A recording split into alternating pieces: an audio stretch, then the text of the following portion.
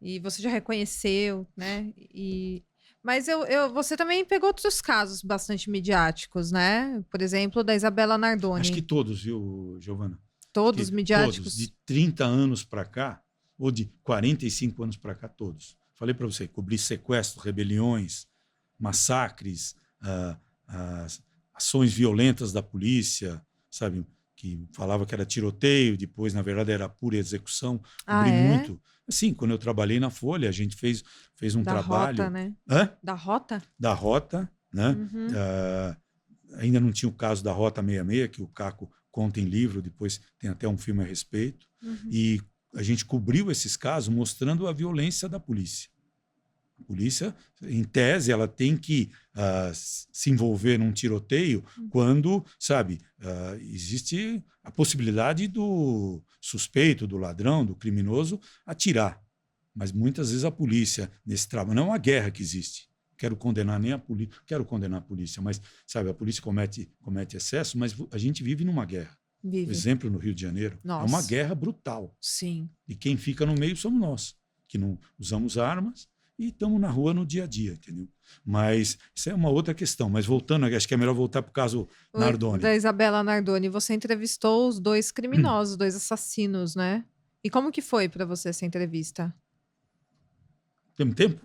Temos, pode ir. Vamos lá. Esse caso é bem complicado também. Então, a gente cobriu todo o caso, só que na Globo, o jornalismo, a redação do jornalismo cobria o dia a dia. Então, matérias para os jornais locais, matérias para o Jornal Hoje, matérias para o Bom Dia Brasil, matérias para o Jornal Nacional e matérias para o Jornal da Globo. E eu Nossa. trabalhava para o Fantástico. E o Fantástico é um programa dominical, né, uma vez por semana, e a gente tinha que disputar a cobertura com os colegas da redação e com toda a imprensa cobrindo. Então, nosso desafio era conseguir uma informação nova para dar no domingo. Para fazer aquela matéria que todo mundo espera no final do Então, domingo. Fantástico é um programa marcado por grandes reportagens, né? Sim. Reportagens de impacto. Né? Sabe? Você tem lá Eduardo Faustini, você tem Esther Radaeli, o próprio Alain Zanqueta, profissionais, o Evandro, profissionais que eu nunca trabalhei sozinho. E na TV muito mais. Então você depende de todo mundo. E os produtores têm um papel fundamental. Hoje eu acho que o produtor de televisão é o coração de uma reportagem. Porque se eu tivesse um produtor do meu lado, quando eu fui fazer o caso da Escola Base, talvez ele, com mais critério, mais, sei lá, mais sangue frio, falou: Valmir, vamos esperar mais um pouco ou vamos reinvestigar o caso. Porque hoje é assim o jornalismo. Na TV, uma matéria, não sou eu que vou decidir. Passa por até chegar no diretor do programa e colocar no ar. E hoje ainda é muito mais assim apurado, porque você trabalha com o departamento jurídico da Globo. Então, muitas vezes você faz um texto, antes de ir para o ar, passa pelo departamento jurídico para avaliar. Nossa, Tem o caso, depois, se a gente falar sobre o caso do Tiago Brenão, vou te contar um detalhe da história. Mas voltando, eu falo muito. Né? Voltando ao caso do casal Nardoni, e a gente tinha essa obrigação. E uma vez, eu e o Robson Serantula, que é um dos maiores produtores de polícia que eu conheço, trabalhamos juntos 30 anos, hoje ele trabalha no SBT, fazendo polícia. Aí a gente foi falar com o seu Antônio Nardoni. O seu Antônio Nardoni é o pai do Alexandre Nardoni, que é ele era o avô da Isabela, né? E o filho é estudante, não era advogado, ele não tinha OAB, mas o Alexandre aqui. Era bacharelado, né? Era bacharelado. Bacharelado em Direito. Certo. Ele e ela. O Alexandre Nardoni e a Ana Carolina Jatobá. Isso.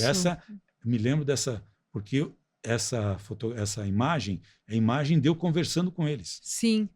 É isso mesmo. E então, aí a gente foi falar com ele, eu ia fazer uma matéria para o Fantástico no domingo, entrevistando os advogados que eles tinham contratado. E nessa conversa com o seu Antônio, a gente propôs: seu Antônio, o casal está sendo acusado pela polícia, pela imprensa, pela justiça, virou o inimigo número 1 do país. O casal Nardoni. Ficaram marcados, né? Sabe, acusados de matar uma menina como a Isabela Nardoni. O próprio pai. Sabe, de uma forma cruel, Sim. sabe? E outra, ela não morreu naquele momento. Ela podia ter sido salva. E aí, pela investigação, ficou comprovado que ele cortou a rede e jogou a filha do 6º andar, ainda viva. Quer dizer, a história é brutal. Aqui teria que fazer se um dia você tiver disposição, a gente vai discutir o caso inteiro. Pode me convidar. Sim, com certeza. Gente... A Ana Carolina Oliveira esteve aqui. Ah, é? Uhum. Olha, também tem uma passagem com ela depois. Tem? Tem. Acho que eu tenho passagem com todo mundo. Né? E aí a gente falando com o seu Antônio Nardoni, falou, olha, era o momento do casal falar. O Robson Serantolo, que é o produtor, ele trabalhava com uma filmadora, com uma máquina pequena, ele pode ir lá e ouvir a versão do casal. Sim. A gente não precisa ser uma entrevista. Vou conversar com eles, a gente ficou falando, isso foi numa sexta, no sábado continuamos falando, no domingo de manhã ele me liga e falou, ó, o casal vai falar. E a gente vai para lá. E vocês vão para lá. Eles estavam morando na casa do pai da Jatobá, num prédio lá no centro de Guarulhos. E no domingo nós fomos para lá. E seria uma entrevista exclusiva, seria um furo jornalístico. Apesar de eu ter dado um furo na água no caso da escola base, mas eu sempre busquei isso, todo jornalista busca isso. Claro. Sabe? Hoje não sei até quanto isso é importante. É melhor você dar uma notícia bem dada do que dar uma notícia mal dada em primeira mão, entendeu? É a reflexão que eu faço hoje. Sim, com certeza. Né? Aí nós fomos para lá. Só que a gente tinha, naquela época a TV tinha um carro cinza com o logotipo na porta, a gente trocou de carro, a gente foi até lá, a imprensa toda lá. Era um domingo, né? Começo da tarde, final da manhã, começo da tarde, na porta. Aqueles links para o pessoal entrar ao vivo, e a gente entra, eu, o Robson Serantolo, o Bartolomeu Clemente, o cinegrafista já falecido, infelizmente, um grande amigo, e também o Bira Silva, que era o Birajara, que ele era o piloto, o motorista do carro, e fazia luz, som, etc. Entendeu? Então, nós 4 subimos num apartamento no primeiro andar, que era amigo, a família era amiga do casal. Aí disfarçados, vocês foram disfarçados.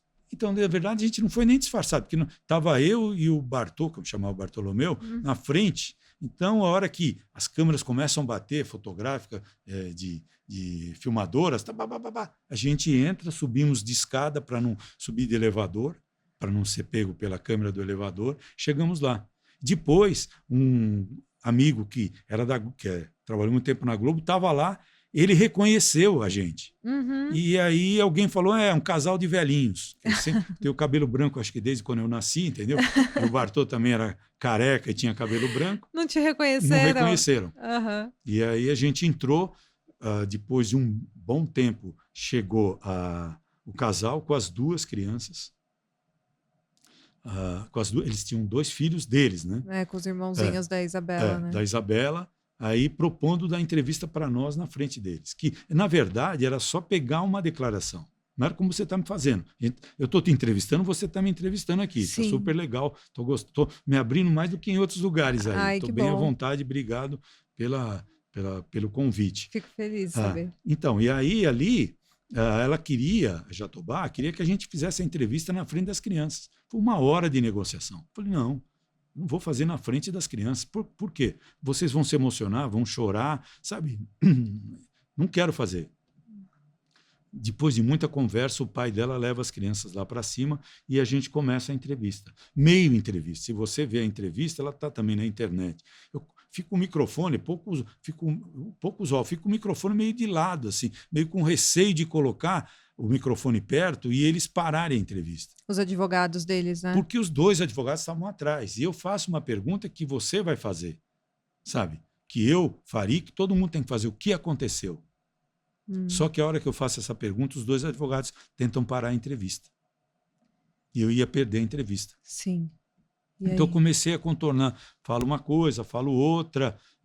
Eles choravam muito. O Alexandre Nardoni falava coisas desconexas, assim, extremamente abalado, tenso pra caramba. Toda hora pedia para ir no banheiro. Ela chorava também, os 2 choravam ao mesmo tempo. Essa foto, essa imagem que a gente viu aqui, que nunca mais vou esquecer, né? Sim. E aí, no meio da entrevista, eu não era um policial. Porque uma coisa é você ser... Tem colegas, e eu reconheço que são, assim, interrogadores, interrogam os entrevistados. Sabe? A gente está conversando, eu acho legal isso. Sabe? Você pode até fazer perguntas que são importantes, que vão interessar o pessoal que vai assistir, e você também. Mas muitos jornalistas são, você matou, pá, pá, sabe? Uma coisa muito mais, que é o papel da polícia. Sim. Porque eu já sabia que o casal estava lá no 9º Distrito, numa delegacia da Zona Norte, que estava lotado de gente. Era das coisas mais impressionantes também que eu já vi na minha vida. Parecia que ali dentro estariam, sabe, um cantor de rock, um cantor sertanejo, sabe? Mas eram 2 acusados de um crime gravíssimo, além da imprensa, todo mundo ali, gente com cartaz, passava horas ali em frente. Tem essas imagens aí. Foi gigantesco, o caso da Gigantesco. Isabela Nardoni. Foi Gigantesco.